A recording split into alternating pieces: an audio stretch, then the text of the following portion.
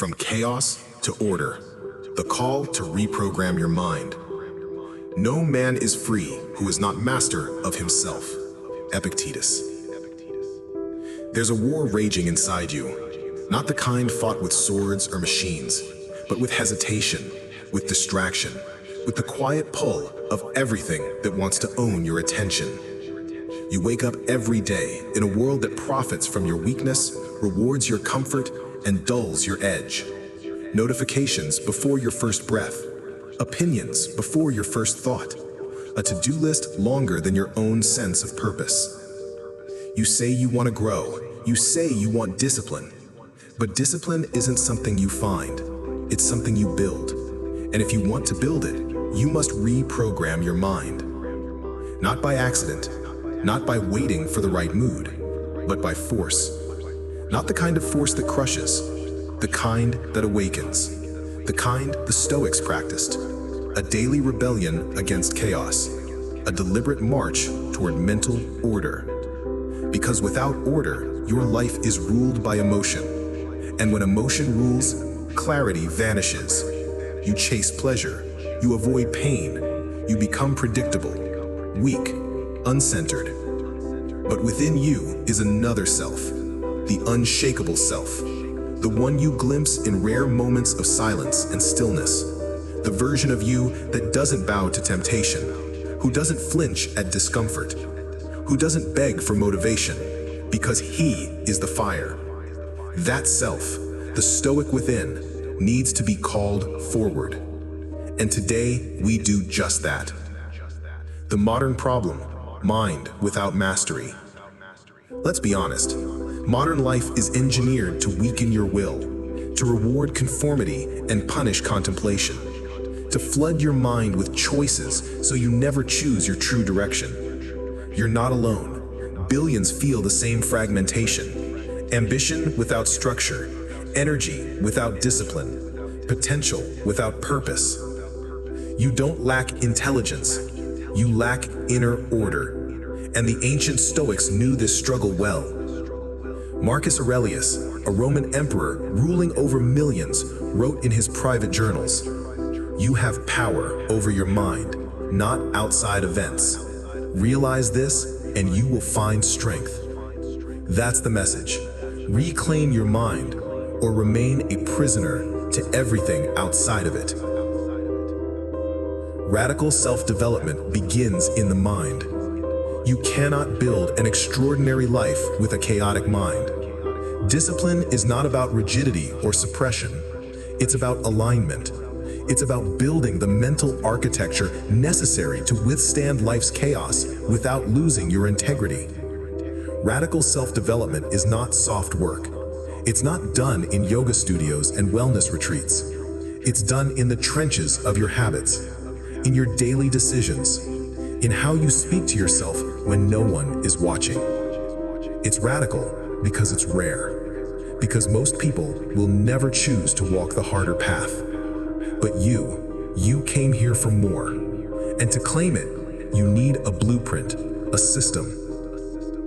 The Stoic Blueprint, 8 laws for mental order. What the Stoics left us wasn't just a philosophy. It was a manual for self-mastery, a field guide for warriors of the soul. They understood that you cannot leave your life to chance, that inner freedom doesn't come by birthright, it comes through law. Not legal law, but Stoic law. Principles etched into the mind like stone, practiced in silence, refined in solitude. These laws are not just ideas, they are disciplines, and they rewire the very structure of your thoughts, your habits, your identity. In this journey, we will uncover the 8 Stoic laws for mental order. They are not easy, but they are essential. If followed, they will harden your focus, deepen your calm, and elevate your character. You will learn to endure what you once avoided, how to act without delay, how to protect your peace without guilt, and how to walk through life unmoved by noise, by flattery, or by fear. This is more than a voiceover. It is a summons, a call to arms for your soul. Because in a world addicted to chaos, your calm is rebellion, your discipline is power, and your mind, when mastered, is unstoppable. Now, let us begin. Chapter 1: The Discipline of Control, the foundation of all Stoic mastery. Make the best use of what is in your power and take the rest as it happens. Epictetus. There is a battlefield few ever see. It's not drawn on a map. It doesn't make the headlines, and yet it determines the course of every life. It is the quiet conflict between reaction and reason, between the mind ruled by the outer world and the mind rooted in inner control. This, the Stoics tell us, is where the first discipline begins. Not with punishing routines, not with superhuman willpower, but with a sacred understanding. Some things are within our control, others are not. This idea, deceptively simple, is the foundation of everything.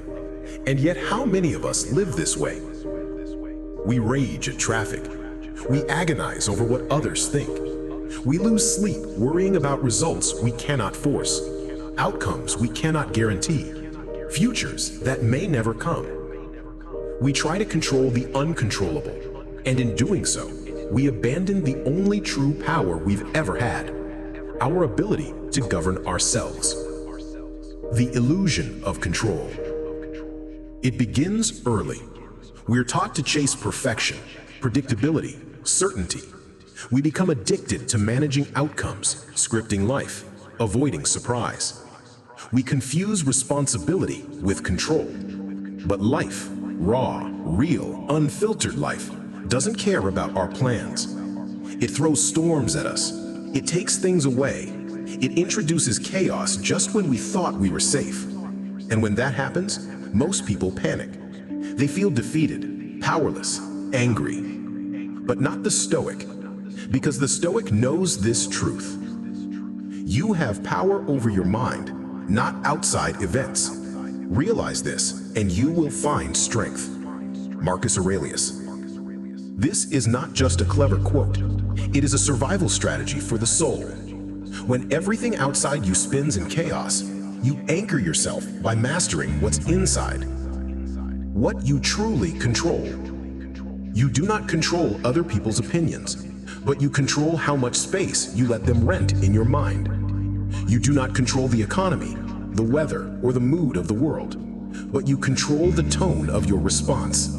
You control your discipline, your routines, your choices.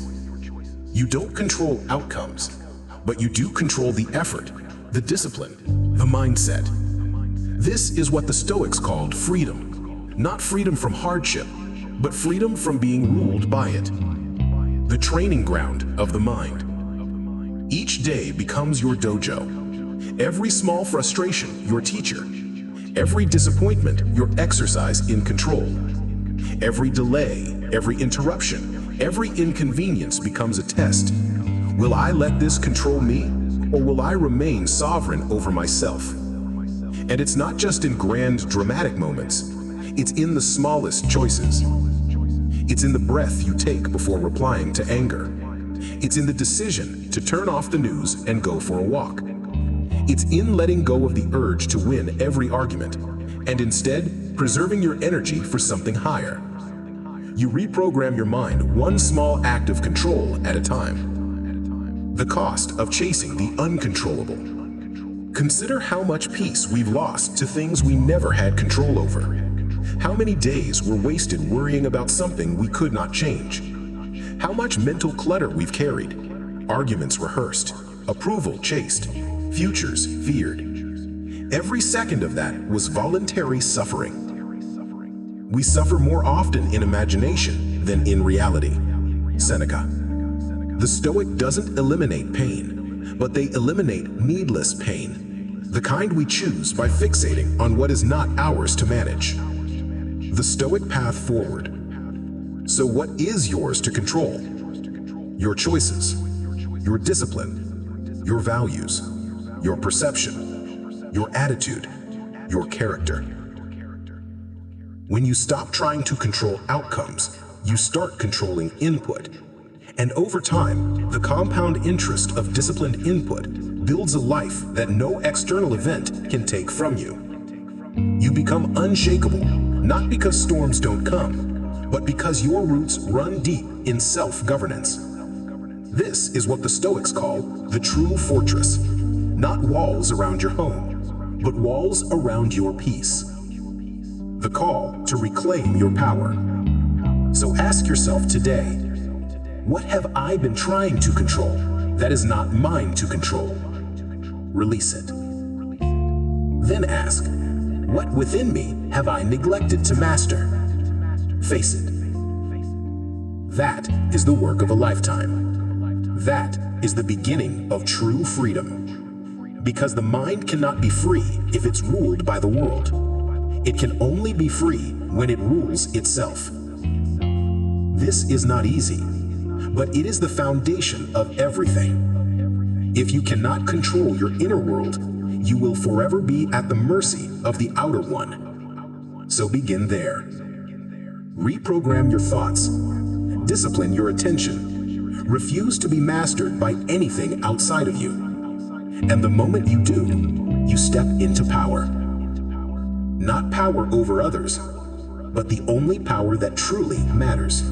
Power over yourself. That is the Stoic discipline of control. And that is where self-mastery begins. Chapter 2. The Law of Delayed Emotions. Master the moment before it masters you. If you are distressed by anything external, the pain is not due to the thing itself, but to your estimate of it. And this you have the power to revoke at any moment. Marcus Aurelius. There's a moment, so small most never notice it, between the strike of life's chaos and your first reaction. A glance, a word, a mistake, a challenge. It triggers something deep, and if you're not careful, that emotion will carry you like a flood, fast, fierce, unthinking. Anger, fear, embarrassment, defensiveness. They arrive uninvited. But the Stoics tell us this: you are not your first emotion. You are the second thought. You are the response you choose after the wave crashes. This is the law of delayed emotions, and it is the key to mastering yourself. Emotion is natural, reaction is optional. The Stoics were not emotionless statues. They felt grief, they felt sorrow, they felt pain. But what set them apart was the space they built between feeling and action. Seneca taught, we are more often frightened than hurt, and we suffer more from imagination than reality. Modern minds would call it emotional regulation, but the Stoics knew it centuries before science caught up. They understood that when emotion is given time to cool, wisdom has time to rise. You do not win by suppressing the emotion. You win by refusing to be possessed by it. That split second is your power. That tiny pause between what happens and how you respond, that's your kingdom. That's your domain. That's the space where discipline lives and chaos dies. Most people react instantly. They fight, they cry, they panic, then they regret. Then they blame the world for their outburst. But the Stoic, the one training for greatness, he slows time. He breathes. He reflects. He asks, is this worthy of me? Will this reaction serve the man I'm becoming? And sometimes he says nothing, because silence is power too. The undisciplined mind is a puppet. Without this law, you are a slave, not to others, but to your own impulses. Someone insults you, you burn with rage. Plans change, you spiral into anxiety. You fail once, and your inner critic declares war. But pause. Just pause. You are not a puppet. You are not a child. You are training for discipline. And discipline demands that you stop reacting like everything is personal. Marcus Aurelius reminded himself daily, you always have the option of having no opinion. Not every emotion deserves your energy. Not every thought needs to be voiced. Not every injustice must be met with wrath. Sometimes the strongest act is to remain still. Delay brings clarity. Think of how many regrets are born from immediacy. words spoken in heat, decisions made in fear, bridges burned in anger. If you had waited, if you had breathed, if you had paused for a moment, would the storm have passed? Would you have seen the truth behind the trigger? Would you have responded as the highest version of yourself? That is the gift of delayed emotion. It transforms the moment. It upgrades your software. It lets you switch from survival to sovereignty. Training the pause. This isn't natural. It must be trained. You start small. When anger rises, count to 10. When insulted, ask, what part of me feels unsteady? When anxious, name what you fear, then ask if it's within your control. These pauses, these sacred delays, are not signs of weakness. They are signs of someone refusing to be ruled. They are evidence of a soul under construction, a man building a fortress of self-mastery, brick by brick. Why this law matters. The Stoics did not seek to live a life free of emotion. They sought to master the alignment between emotion and reason. And in that alignment, they found peace. Because what ruins most lives is not what happens to us, but how we respond to it. And most responses are simply reactions disguised as decisions. The moment you stop reacting, you begin responding with clarity, with courage, with calm. And the person who can delay their emotion can rule their destiny. Chapter 3. The weight of consistency. Discipline is not one loud moment, but a quiet repetition. First, say to yourself what you would be, and then do what you have to do. Epictetus. There's a reason most men never rise. Not because they're weak, not because they're unintelligent, but because they refuse to return to the work once the excitement fades. They confuse noise for growth, motion for mastery, passion for perseverance. But Stoicism teaches us that true greatness doesn't roar, it whispers, it repeats. It shows up even when no one is watching. The myth of the breakthrough.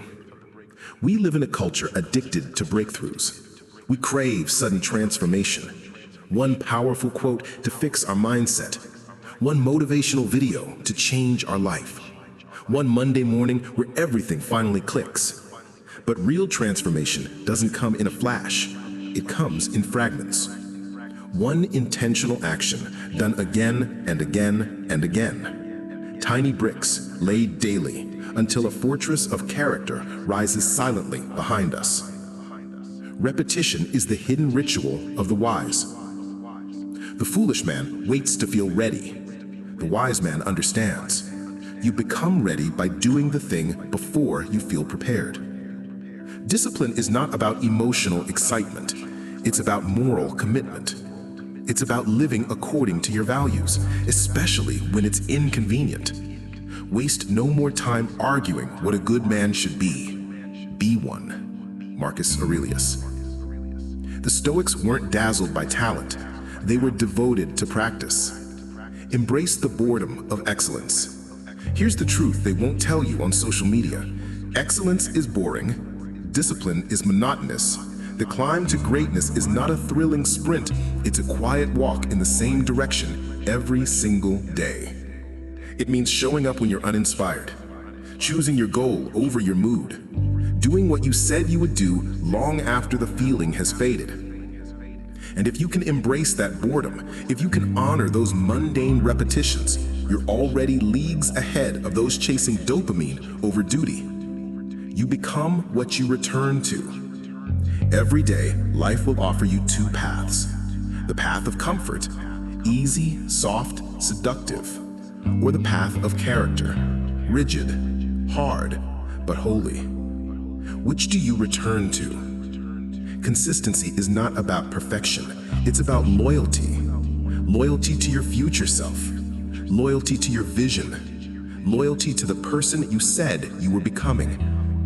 We are what we repeatedly do. Excellence, then, is not an act, but a habit. Aristotle. Rituals create resilience. Every time you rise early instead of hitting snooze. Every time you write when you feel uninspired. Every time you return to the gym, to prayer, to reflection. You're reminding your mind, this is who I am now. Discipline is a declaration. I do not wait for the world to shape me. I shape myself. The Stoics believed in daily training of the soul, not for applause, not for followers, but for freedom. Let the mundane make you mighty. Your life is not built in big moments. It is built in what you choose when nobody is watching. Do you write your values and ignore them? Or do you walk them into each hour? Stoicism doesn't ask you to do everything. It asks you to do the essential consistently. Protect your mornings. Guard your focus. Repeat your non-negotiables. That's not rigidity. That's freedom wearing discipline's armor. Let consistency be your silent power. Don't try to impress the world with intensity. Impress yourself with persistence. You don't need grand moments of inspiration. You need a quiet war plan. Get up, work, reflect, repeat.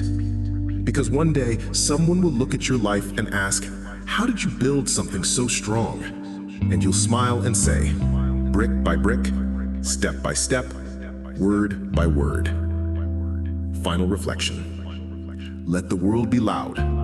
Let others seek shortcuts and sparks. You're building something permanent. And permanent things are built slowly. So stay steady, stay faithful, and remember, every quiet act of discipline is a loud act of rebellion against mediocrity. You are not seeking ease, you are seeking elevation. And elevation comes through consistency. Chapter 4, the power of present choices. You are not the past, you are the fire you light today. No man is free who is not master of himself. Epictetus. There is only one battlefield that truly matters. It is not the future with all its imagined glories. It is not the past with all its stories and scars. It is this moment, right now, this breath, this decision. Because right now is the only place where power actually lives. The future is fantasy. The past is fossil. Only now is flame. The tyranny of later. We are told to wait, to prepare more, to feel ready.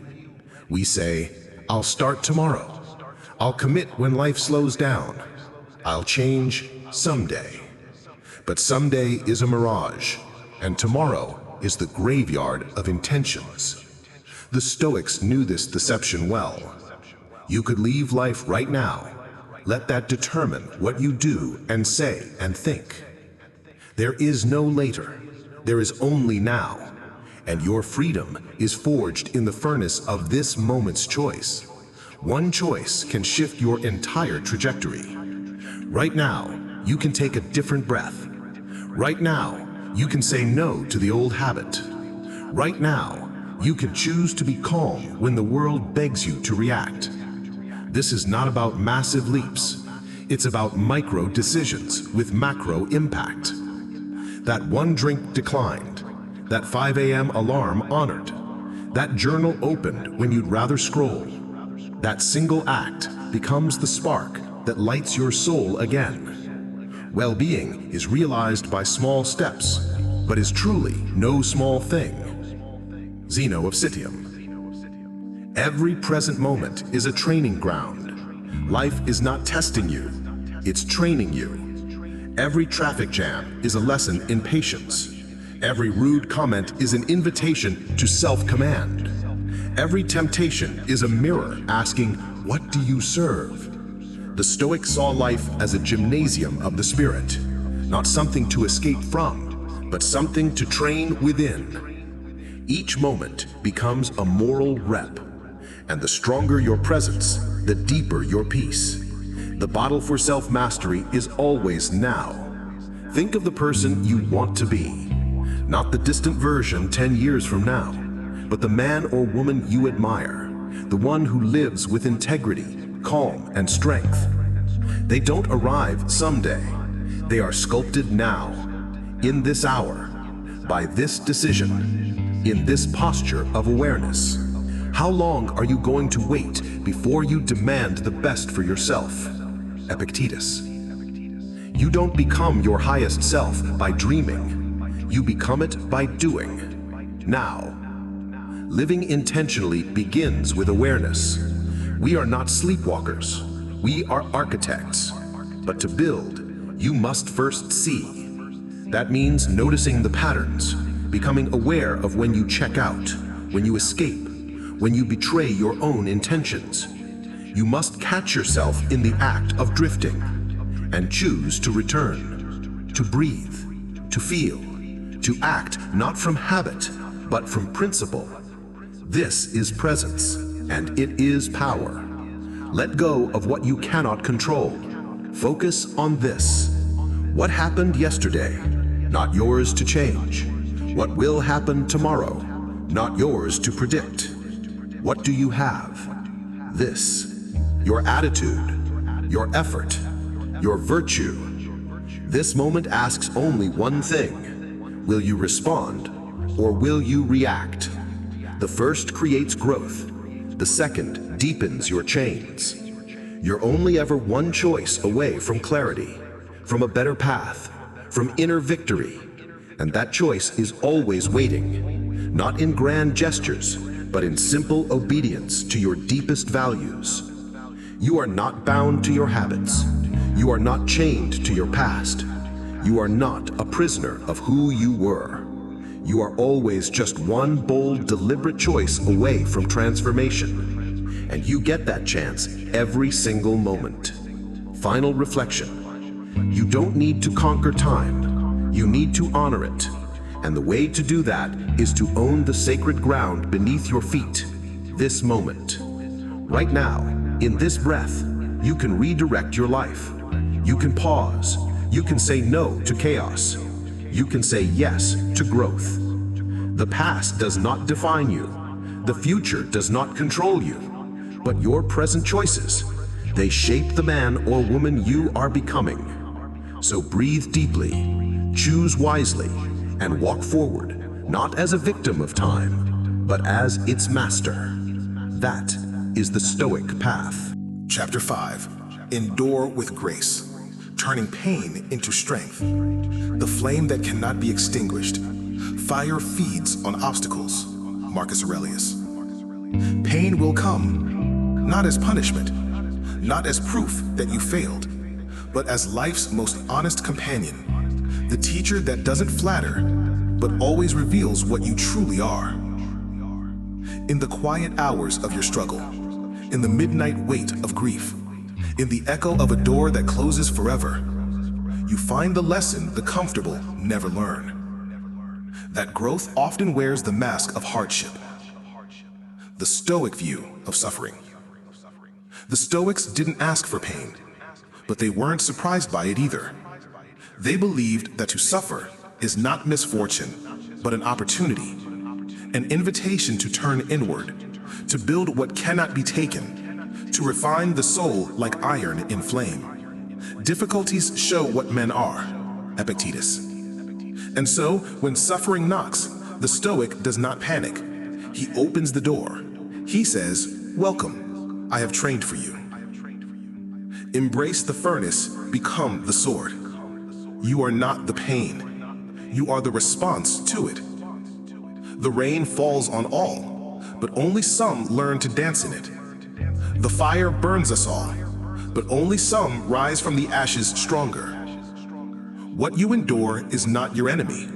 What you believe about what you endure, that is your true battlefield. The impediment to action advances action. What stands in the way becomes the way. Marcus Aurelius. Your hardship is not in your path. It is your path. And when you walk it with courage, it becomes your power. The art of grace under pressure. Grace is not the absence of pain. It is the presence of poise within it. It is standing tall when the world would understand if you crumbled. It is choosing silence over vengeance. It is meeting heartbreak with hands unclenched. To endure with grace is to transcend the moment. It is to say, yes, I am bleeding, but I am not broken. Yes, this hurts, but I still choose virtue. That is not weakness. That is unshakable strength. Train for adversity before it arrives. You do not wait until the storm to build your shelter. A Stoic trains the mind before the test. He practices discomfort. He imagines loss, not to create fear, but to forge gratitude. He visualizes hardship, not to suffer early, but to remain calm if it ever comes. He robs present ills of their power who has perceived their coming beforehand, Seneca. So that when the real storm arrives, you do not flinch. You remember, I have already walked this road in my mind. This is negative visualization, not pessimism, but preparation. And in preparation, there is peace. Let suffering refine you, not define you. There are those who let pain harden them. They become bitter, closed, small. But the Stoic uses pain as polish to reveal the soul beneath the fear, to strip away illusion, to expose the unbreakable core. Pain will change you. Let it change you into someone wiser, not colder, not weaker, but wider, deeper, clearer. Your scars are not shameful. They are sacred. They are proof that you stood in the fire and did not vanish. Stand with dignity in the face of the unbearable. The deepest power is not found in escaping pain, but in facing it fully, without complaint. That is where real freedom lives. Because when you no longer fear suffering, you are no longer controlled by circumstance. You walk through the chaos with stillness in your chest. You hold grief like a teacher. You treat setbacks like sacred appointments. You say, let this too refine me. And in that choice, you become invincible. Final reflection, the inner citadel. The Stoics often spoke of building an inner citadel, a fortress of mind and character no one can storm. Every challenge, every heartbreak, every injustice is one more stone in that fortress. And when you suffer with grace, you are not just surviving. You are constructing something permanent, something eternal. You are becoming the kind of soul that cannot be conquered, not by loss, not by failure, even by death. Chapter 6. Build unbreakable habits. Discipline as your daily armor. Routine is the road to resilience. No man is free who is not master of himself. Epictetus. Discipline is not punishment, it is protection. It is the silent strength that shapes your days long before the storms arrive. It is the invisible armor that guards your time, your values, your peace. In a world of endless noise and fleeting pleasures, discipline is the rare act of defiance. It says, I will not be ruled by impulse. I will not be dragged by distraction. Discipline is not about doing more. It is about doing what matters with unwavering consistency. The power of daily repetition. The Stoics knew that greatness was not found in grand gestures, but in the small, deliberate acts repeated every day. The quiet meditation at dawn, the brief journal before bed, the deep breath before responding, the mindful no in a world screaming yes. These are not chores, they are rituals, anchors of intention in an ocean of chaos. First say to yourself what you would be, and then do what you have to do. Epictetus. Each act of discipline reinforces the self. Each morning you rise early. Each time you speak with restraint. Each moment you choose principle over pleasure. You are casting votes for the person you are becoming. And with enough votes, a new identity is forged. Your habits shape your fate. Your future isn't built in the distant someday. It's shaped in your mornings, in the silence before the world wakes, in the decision to read instead of scroll, to reflect instead of react. Discipline begins in the micro, the way you tie your shoes, the way you clean your space, the way you speak to yourself when no one is listening. Every habit is a brushstroke on the canvas of your character. Waste no more time arguing what a good man should be. Be one. Marcus Aurelius. Do not wait for motivation. It is fleeting. Instead, build systems. Build a life that makes the right choice easier and the wrong one less tempting. Let your environment serve your principles. Let your schedule protect your soul. Freedom is found in structure. We are taught that freedom is the ability to do whatever we want. But the Stoic knows, true freedom is doing what is right, regardless of how you feel. It's the discipline to rise when your body is tired, to stay silent when your ego is loud, to focus when your mind wants to wander. Discipline is the price of inner freedom, and the reward is meaning. You move through your day with clarity. You choose rather than react. You create rather than consume. This is not restriction, it is release. Release from chaos. Release from regret. Discipline begins with the first decision. Every day begins with a choice. Will I live today intentionally, or will I be swept away by the tides of distraction? Discipline is forged in the first 10 minutes of your day, in the first breath, in the first thought, in the first act of alignment. Begin with stillness, with purpose, with a quiet promise. Today, I will live deliberately. Let that promise echo in your posture, in your tone, in your calendar. Let it be the standard you return to each time the world tempts you to drift. Discipline as a spiritual practice. To the Stoics, discipline was not just practical, it was sacred. It was a way of honoring the divine order within, of respecting the life you've been given, of rising to your highest potential, not for applause, but for integrity. When you are disciplined, you are saying to the world, my life matters too much to waste. My time is not for sale. My purpose is not negotiable. You are no longer a leaf blown by the winds of culture. You are a rooted tree, still, strong, steady.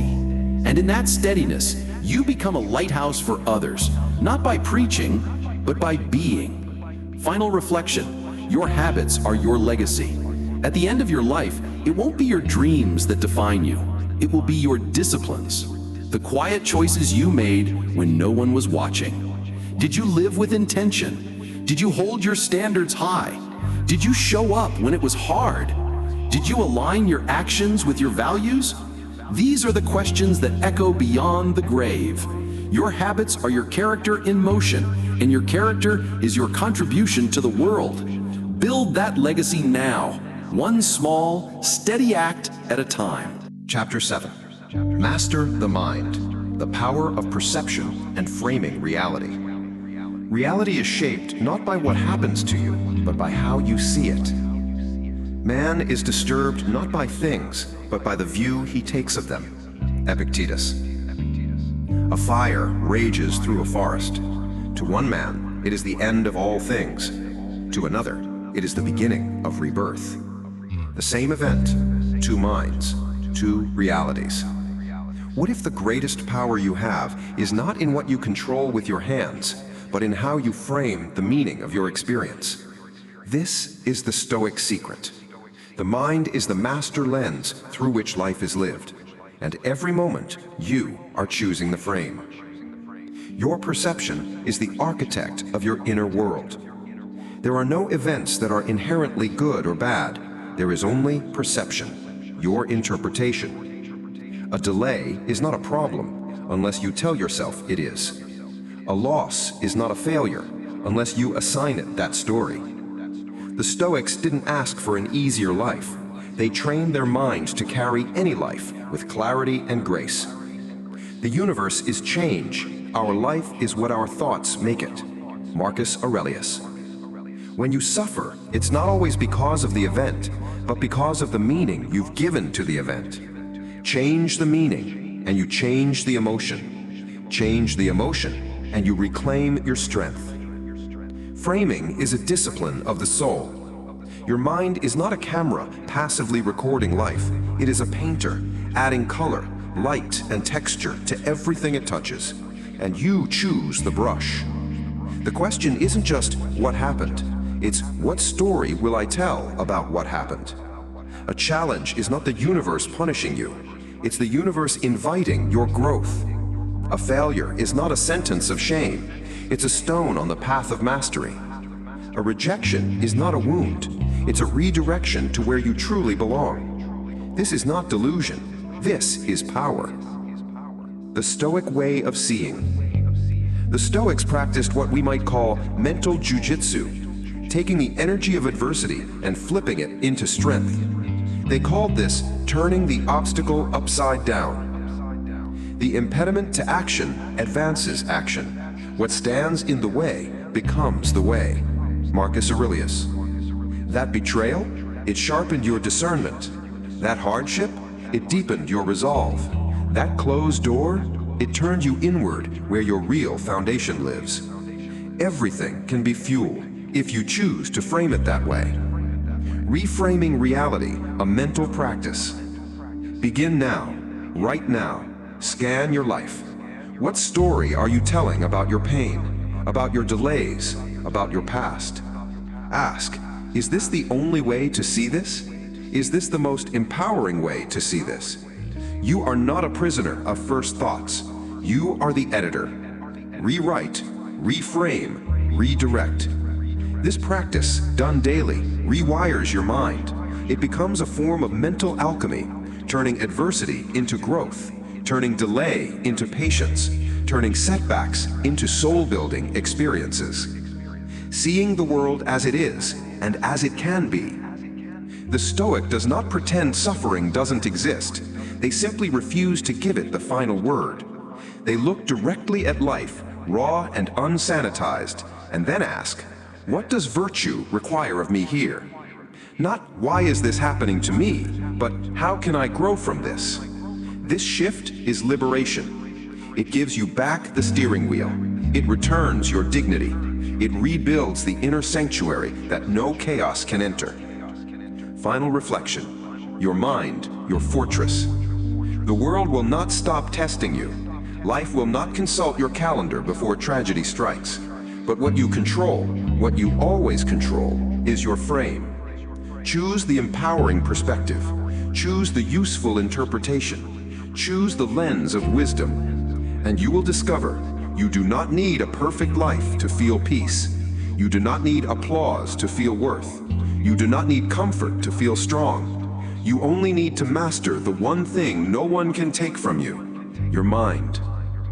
If you are pained by external things, it is not they that disturb you, but your own judgment of them. And it is in your power to wipe out that judgment now. Marcus Aurelius.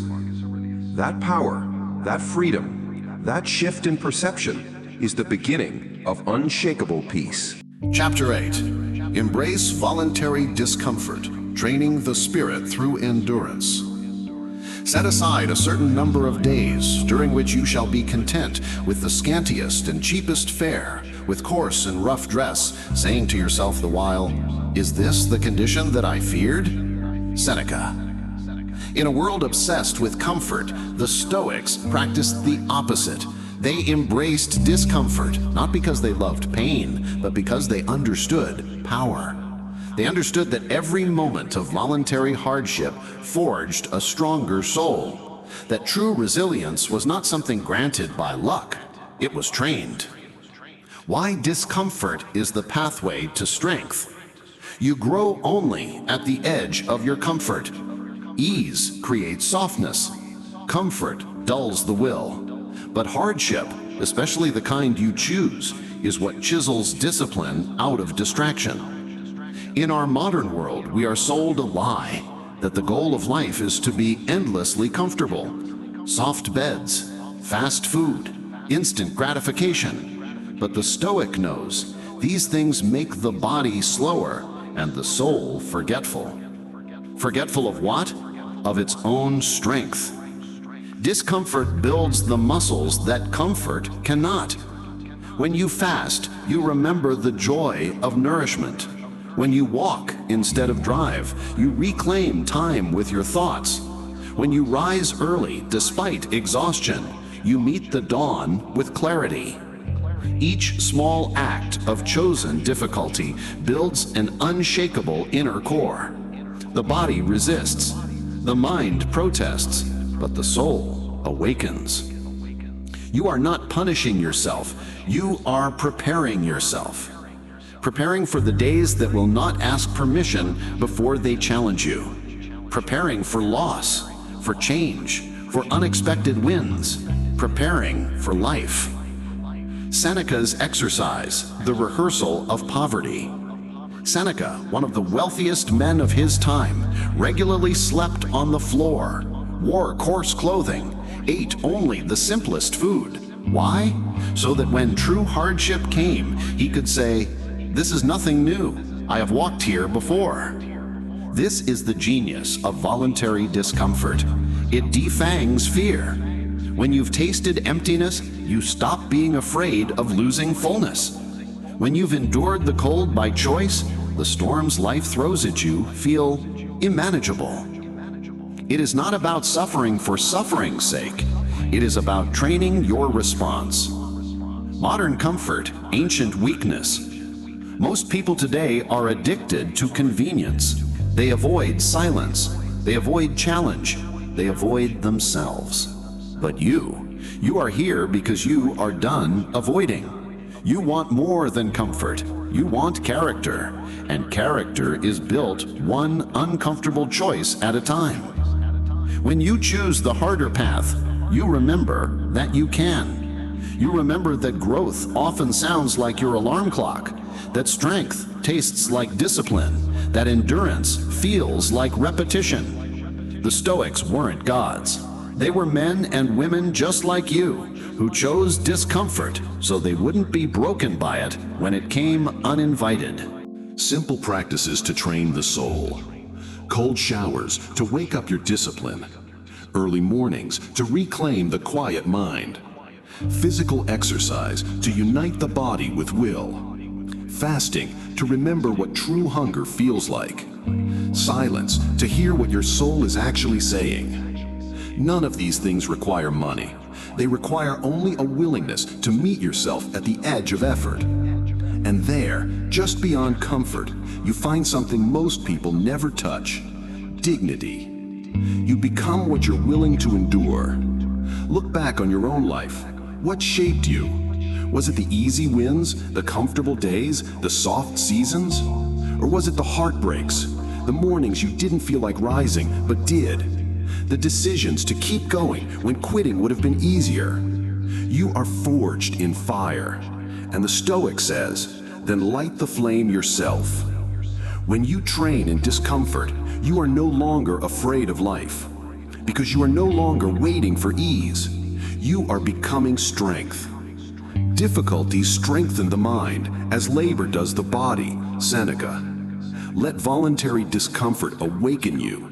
Let it wake up the part of you that's been asleep, the part that knows how to endure, the part that knows how to stand still in a storm, the part that whispers, you are stronger than you think.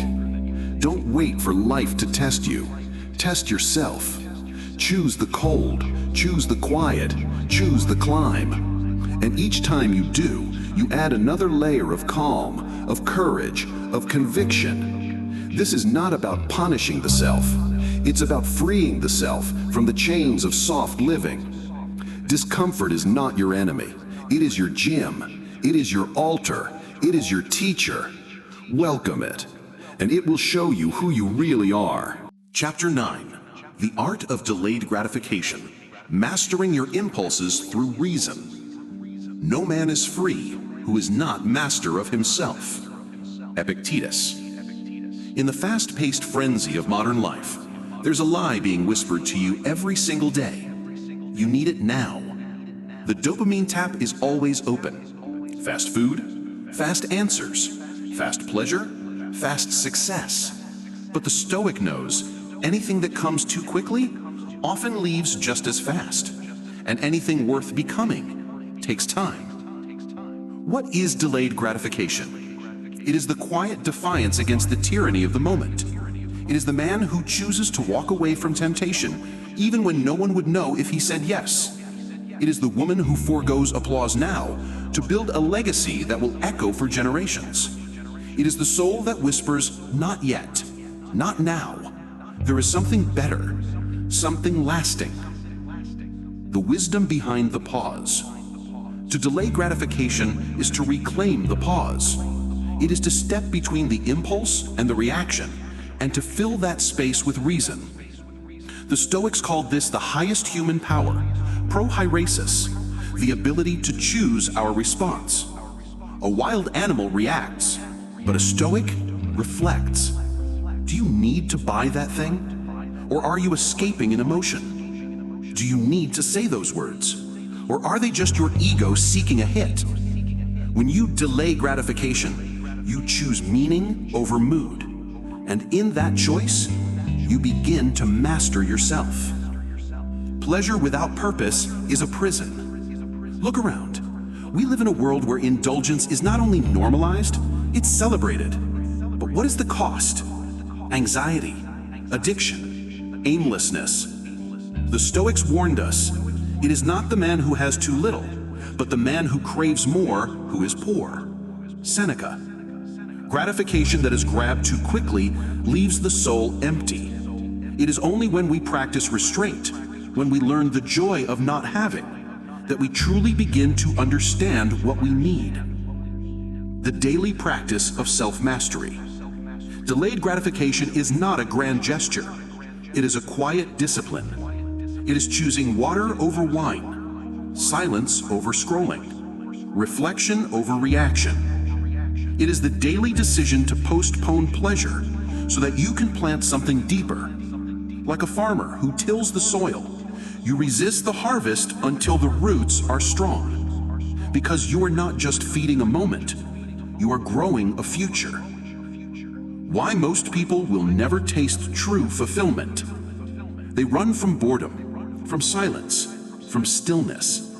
They seek the next thing and the next and the next until their soul is threadbare and brittle. But the Stoic sits in stillness. The Stoic delays the pleasure. The Stoic waits. Why? Because when the moment finally comes, it is not just pleasure they feel, it is purpose. The meal tastes richer. The success means more. The love goes deeper because it wasn't grabbed, it was earned. Because you were not a slave to desire, but a servant of wisdom. Building your discipline, small acts of resistance. Start small. Don't check your phone in the first 30 minutes of the day. Pause for 10 seconds before responding in anger. Delay a craving for 1 hour. Skip one indulgence every day. Each time you resist, you remember who is in charge. Not the hunger, not the impulse, you. This is not suppression. This is sovereignty. Delayed gratification is not deprivation, it's elevation. You're not punishing yourself, you are positioning yourself. You are moving from reaction to intention, from fleeting satisfaction to lasting peace. It may feel lonely at first. Others may not understand your discipline. But this path, this quiet refusal to give in, is the way of the philosopher, the way of the master. You are forging character in a world that sells comfort. You are writing patience into your bones while the world screams for urgency. And when the rewards finally arrive, you will carry them not with guilt, but with gratitude. Because you waited, because you earned them, because you were not a slave to desire, but a servant of wisdom. This is not suppression. This is sovereignty. Delayed gratification is not deprivation. It's elevation. You're not punishing yourself. You are positioning yourself. You are moving from reaction to intention, from fleeting satisfaction to lasting peace. Delayed gratification is not deprivation. It's elevation. You're not punishing yourself. You are positioning yourself. You are moving from reaction to intention, from fleeting satisfaction to lasting peace. It may feel lonely at first. Others may not understand your discipline. But this path, this quiet refusal to give in, is the way of the philosopher, the way of the master. You are forging character in a world that sells comfort. You are writing patience into your bones while the world screams for urgency. And when the rewards finally arrive, you will carry them not with guilt, but with gratitude. Because you waited, because you earned them, because you were not a slave to desire, but a servant of wisdom. A fit body, a calm mind, a house full of love. These things cannot be bought. They must be earned. Naval Ravikant, a modern Stoic voice. Let this chapter remind you that your cravings are not commands, that every moment of delay is a moment of growth, that freedom is not the ability to say yes, but the strength to say not yet. Train yourself to wait. Train yourself to choose. And over time, you will become someone no impulse can rule. Chapter 10, Daily Reflection, Building Your Inner Stronghold Through Journaling and Review. The soul becomes dyed with the color of its thoughts. Marcus Aurelius. In the quiet moments between dusk and sleep, there is a sacred opportunity, not to scroll, not to escape, but to reflect, to open the door to your own soul and ask, how did I live today? This is the Stoic practice of evening review, a simple act, a powerful ritual, and perhaps the most underrated tool in self-development. Because in a world obsessed with motion, very few stop to understand their direction. The mirror of the mind. When you pick up a journal, you are not just holding paper, you are holding a mirror. You begin to track your days like a philosopher. What did I do well? Where did I fall short? What was in my control and what wasn't? These questions may seem small, but they sharpen the blade of your awareness. Without reflection, you repeat. With reflection, you refine. Seneca taught, when the light has been removed and my wife has fallen silent, I examine my entire day and go back over what I've done and said.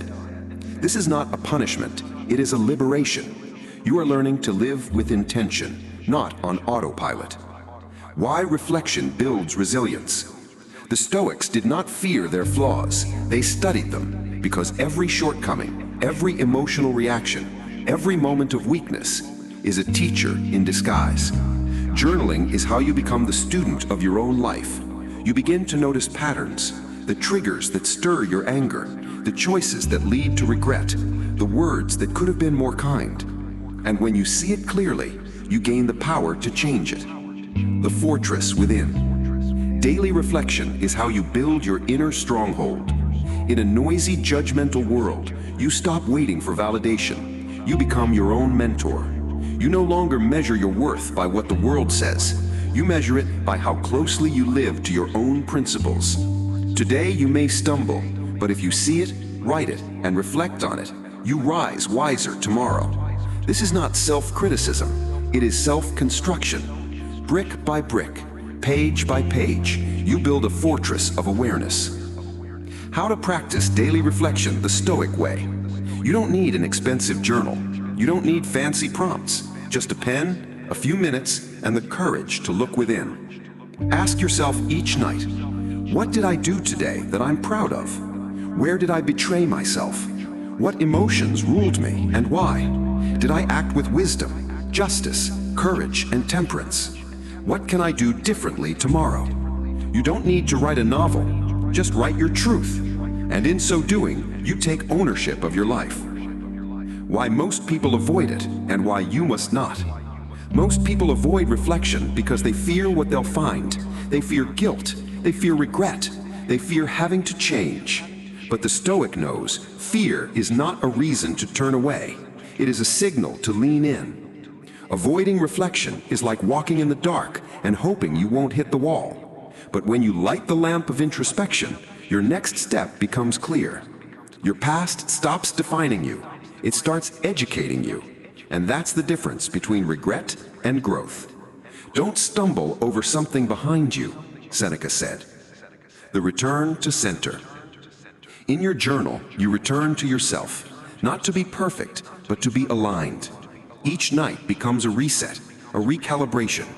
And in time, you stop reacting to life and start designing it. Your days become less noisy, your actions more aligned, your mind more still. You become someone who is not afraid to look within, because what you find there is not shame, but strength. Let the pen become your compass. Let your thoughts become your teacher. Let every page be a quiet rehearsal for a better tomorrow. And remember, the strongest people are not those who never fall, but those who take the time to understand why they did. This is the power of daily reflection. This is the way of the Stoic. Chapter 12. The final law. Harmony between mind and action. Waste no more time arguing what a good man should be. Be one. Marcus Aurelius. There comes a moment in every journey where words must give way to action, where contemplation yields to courage, where knowledge becomes transformation. This is that moment. You have not walked through these Stoic laws merely to admire their elegance. You've walked through them so you can live them. Not perfectly, but sincerely. Not for applause, but for alignment. Because true self-discipline isn't measured in rigidity. It's measured in harmony, when your thoughts, intentions, and actions move as one. This is the final law. Let your inner world and outer life reflect the same virtue. The Stoics were not armchair philosophers. They lived on battlefields, in marketplaces, in exile. Their teachings were forged not in libraries, but in fire. Epictetus was a slave. Marcus Aurelius was an emperor. Seneca faced death with dignity. What unites them is not power, but practice. And now, so must you. You must rise each day with a mind that's trained to withstand noise, distraction, and temptation. A heart that beats not for validation, but for virtue. A soul that no longer bends to fear or laziness, but is guided by a higher standard, your own reasoned choice. You are not the victim of your urges. You are the architect of your behavior. And your blueprint? It's already within you. You know what must be done. To guard your attention like a gatekeeper of the soul. To say no, not out of fear, but out of sacred clarity. To delay gratification and savor the deeper satisfaction of earned victory. To keep your word, even when no one is watching. To rise again after each failure, not bitter, but wiser. Because this is what discipline truly is. Not punishment, not repression, but devotion. Devotion to your higher self, to the man or woman you were always meant to be. And now, it's your turn to carry this torch. Let your calm become contagious. Let your focus become a sanctuary. Let your example become a mirror in which others remember their own greatness. The world needs fewer followers of impulse and more masters of their mind. Not loud, not proud, but stoic. Grounded, steady, radiating quiet power. So go, live these laws. And when the noise of life tries to pull you off course, return to your breath. Return to your posture. Return to your purpose. Because no one can take from you what you've cultivated within. This is your path, and discipline is how you walk it. Chapter 13. The Supreme Law. Amor Fati. Love your fate. A blazing fire makes flame and brightness out of everything that is thrown into it. Marcus Aurelius. This final law is not merely an instruction. It is a worldview, a philosophy of fire, a command to stop resisting life and start embracing it. Amor Fati, the love of fate, not the tolerance of fate, not mere acceptance, but love. Radical, wholehearted, unconditional love. To love not just the victories, but the trials. To love not only the rising sun, but the storm that darkens it. To love even the things you did not choose, because they are shaping the version of you that chooses who you will become. You will not always win. You will not always understand. But if you love your fate, you will never be defeated by it. This is the 13th and supreme law of Stoic discipline. Turn everything into fuel. When pain comes, use it to forge patience. When failure arrives, let it deepen your wisdom. When rejection strikes, let it teach you what you truly value. When obstacles rise, use them as the raw material for resilience. Nothing is wasted. Not the detours, not the heartbreak, not the silence. Everything has a purpose, if you dare to give it one. Seneca wrote, A gem cannot be polished without friction, nor a man perfected without trials. Your trials are not punishments, they are your chisels, and discipline, your sculptor's hand. Each hardship you face, each moment you want to give up, is your invitation to become more. Not by resisting what is, but by meeting it with courage and shaping it with wisdom. This is not easy. It is not natural. It is in fact the most disciplined act of all. To stop saying, "Why me?" and start saying, "Because me." Because I can grow through this. Because I can carry this weight. Because I can rise again and again and turn even this into power.